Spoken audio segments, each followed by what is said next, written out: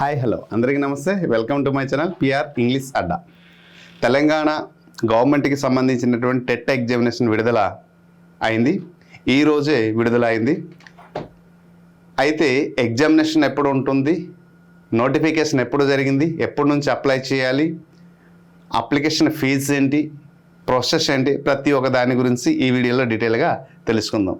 మరి వీడియో అయితే ఏపీలో ఉన్నవారు కూడా దీనికి అప్లై చేసుకోవచ్చా సార్? ఎస్, అప్లై చేయవచ్చు. అయితే తెలంగాణలో డిఎస్సి నోటిఫికేషన్ వస్తుందనే విషయం తెలుసు. ఏపీలో కానీ స్కూల్ అసిస్టెంట్ ఎవరైతే ఉన్నారో ఏపీలో వారందరూ తెలంగాణ టెట్ రాసి క్వాలిఫై అయితే మాత్రం చాలా మంచిదని నా అభిప్రాయం.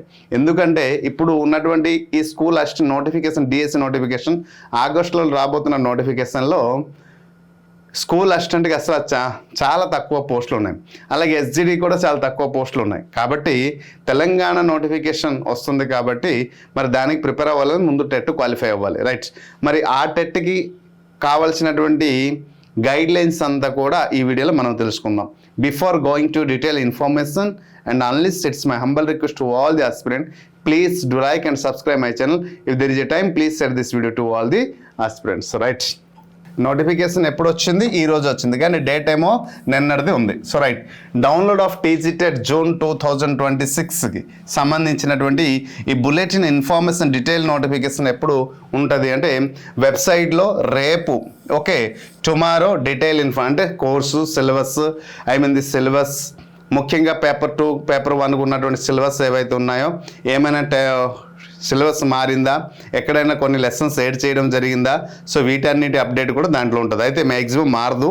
సో దాని గురించి రేపు మనం వెబ్సైట్లో చూస్తే క్లియర్గా తెలిసిపోతుంది. So payment of fee online. So 15th April 2026 to 30 April. So April ఈ మంత్ అంటే రేపటి నుండి ఏప్రిల్ 15 నుంచి 30 వరకు మనకి అవకాశం ఉంది అప్లై చేయడానికి. అంటే ఇక్కడ టోటల్గా మనం 15 days అయితే అప్లై చేయడానికి అవకాశం కల్పిస్తున్నారు, రైట్? మరి అప్లికేషన్ అనేది ఎప్పటి నుంచి మనం చేయవచ్చు? సో 15th నుంచి మనం అప్లికేషన్ అయితే చేయవచ్చు. పేమెంట్ అయిన రోజునే మనం చేస్తాం. ఏమైనా డౌట్ ఉంటే మనం హెల్ప్ డెస్క్ లైన్ సర్వీస్కి మనం కాల్ చేయవచ్చు. సో అప్లై చేసిన తర్వాత మనం ఎప్పుడు ఏప్రిల్ 30న మనం అప్లై చేస్తాం. ఏప్రిల్ 30 అయితే మనకి హాల్ టికెట్ ఎప్పుడు డౌన్లోడ్ అవుతుందంటే చూడండి జూన్ 9న హాల్ టికెట్ డౌన్లోడ్ అవుతుంది. అంటే హాల్ టికెట్ కూడా ఎప్పుడు డౌన్లోడ్ అవుతుంది అనేది క్లియర్గా మెన్షన్ చేశారు. మరి ఎగ్జామినేషన్ ఎప్పుడు నుంచి జరుగుతుంది అంటే జూన్ 15th నుంచి ఎగ్జామినేషన్ జరుగుతుంది.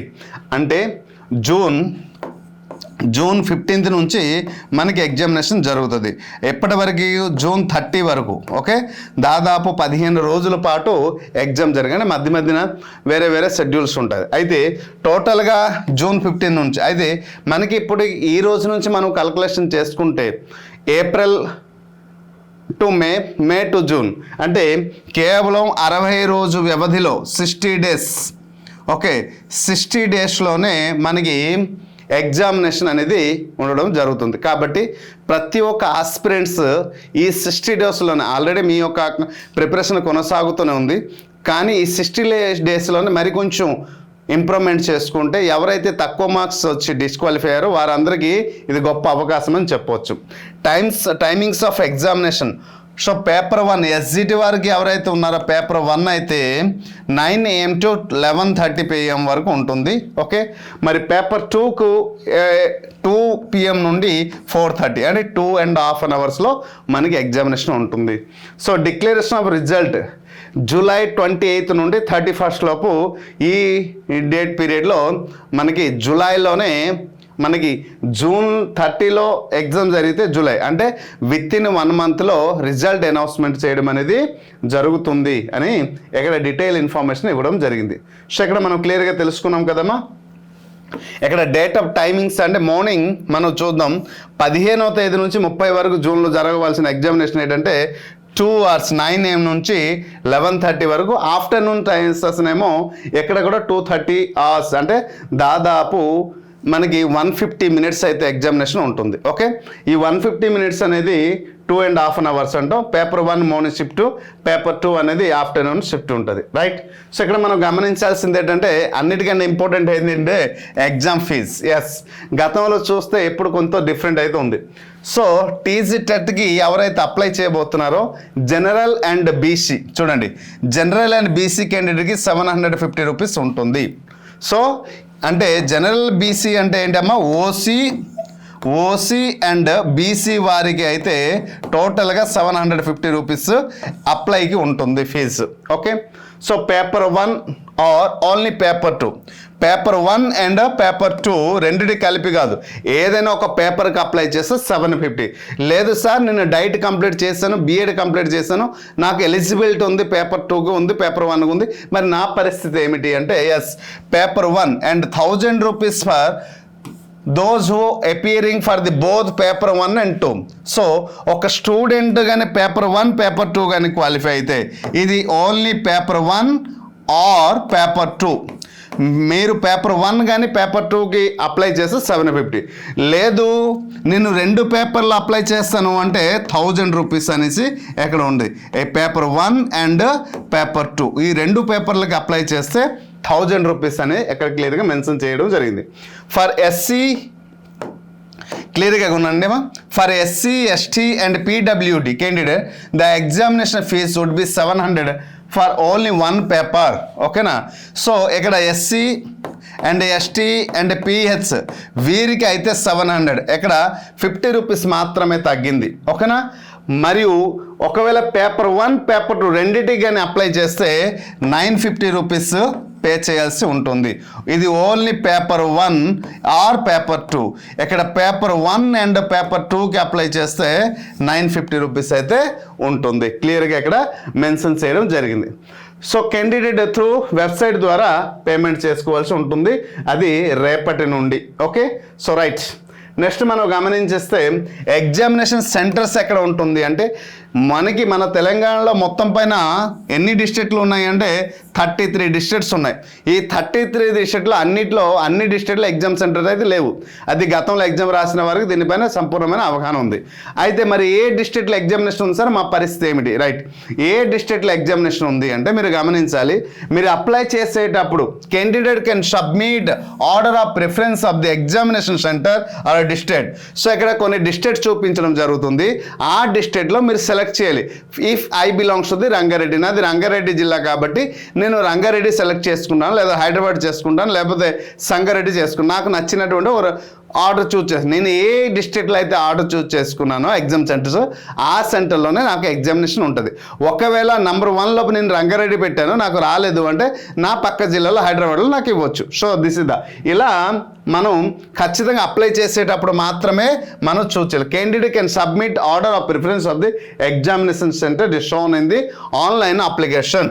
ఓకే, సో ఇది గమనించాల్సింది. Okay, right. Next very very very important ఏంటంటే మనం టోటల్గా 150 మార్క్స్కి ఎగ్జామ్ రాస్తున్నాం. సో 150 మార్క్స్కి ఎగ్జామ్ రాస్తే పేపర్ 1 150, పేపర్ 2 150. ఖచ్చితంగా జనరల్ అండ్ ఈడబ్ల్యూఎస్ వారు 60%తో క్వాలిఫై అవ్వాలి. అంటే ఎన్ని మార్క్స్ అమ్మా, 90 మార్క్స్ ఇక్కడ రావాలి 150 మార్క్స్కి. మరి బీసీ వారికి అయితే 50% అంటే 75 మార్క్స్ వస్తే ఇక్కడ చాలు. ఎస్సీ ఎస్టీ అండ్ పిహెచ్ వారికి అయితే 40% అంటే 60 మార్క్స్ వస్తే ఇక్కడ వీరు పాస్ అయిపోయినట్టే. అయితే సార్ ఇక్కడ ఎలిజిబిలిటీ వస్తుంది దేనికి, డిఎస్సి ఎగ్జామినేషన్ రాయడానికి మనకి ఎలిజిబిలిటీ వస్తుంది. కానీ ఈ మార్క్స్ అనేది అంటే నాది belongs to the SC ST, నా కమ్యూనిటీ అంటే 60 మార్క్తో నేను జస్ట్ క్వాలిఫై మాత్రమే అవుతాను. కానీ నా జిల్లాలో నాతో పాటు ఎక్కువ మార్క్స్ సాధించిన వారు ఉంటారు. ఎందుకంటే టెట్లో ఎన్ని మార్క్స్ ఎక్కువ ఉంటే మీకు అంత బెనిఫిట్ కూడా ఉంటుంది. ఎందుకంటే గతంలో మనం చూసాం డిఎస్సిలో. సో డిఎస్సిలో ఈ మెరిట్ లిస్టులో చూసేటప్పుడు ఒక 1 మార్కు, హాఫ్ మార్కులో జీవితాలే తలకిందులు అయిపోయాయి అని మన అందరికీ తెలుసు. కాబట్టి ఎక్కడ టెట్ పదే పదే రాస్తుంటే మనకి నష్టం ఏమైనా ఉందా అంటే ఏమీ లేదు. కంటెంట్ పైన ప్రిపరేషన్ అనేది పెరుగుతుంది. తర్వాత అలా కంటిన్యూగా ప్రిపేర్ ఉండడం వల్ల చూడండి, ఇప్పుడు మనం అప్లై చేస్తాం, ఒక 2 నెలల పాటు మనం మళ్ళీ ఎగ్జామ్ కోసం ప్రిపేర్ అవుతాం. సో ఎగ్జామ్ అయినప్పుడు మొత్తం మన 2 అంటే ఒక 90 డేస్ అండి ఎగ్జామినేషన్ అంతా అయినప్పుడు దాని ఒక రిజల్ట్ మంచి చెడు అయినప్పుడు అదే వ్యూలో ఉంటాం కాబట్టి 90 డేస్. హఠాత్తుగా ఈ 90 డేస్ తర్వాత డిఎస్సి నోటిఫికేషన్ తీశారనుకుందాం, అప్పుడు మన ఒక ప్రిపరేషన్ మనకి హెల్ప్ఫుల్ అవుతుందా లేదా? సో అందుకోసమే ప్రిపరేషన్ అనేది కంటిన్యూగా ఉంటే మనకి చాలా అంటే చాలా బెనిఫిట్ ఉంటుందనేసి నేను అనుకుంటున్నాను. సో కాబట్టి ఇది మీరు గమనించగలుగుతున్నారు. So right, validity period of TGTET certificate marks memo.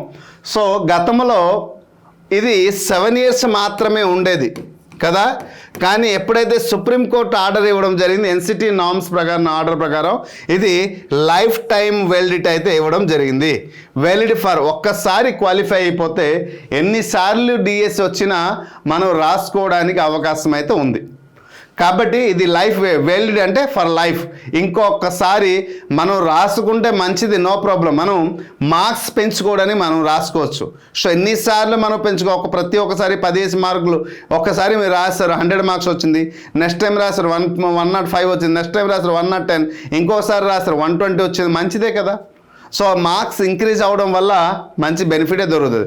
చివరికి డిఎస్సి నోటిఫికేషన్ వచ్చిన తర్వాత మనం అప్లై చేసినప్పుడు ఏదైతే హైయెస్ట్ మార్క్ ఉంటుందో అదే మనకి లైఫ్ ఇస్తుంది, రైట్.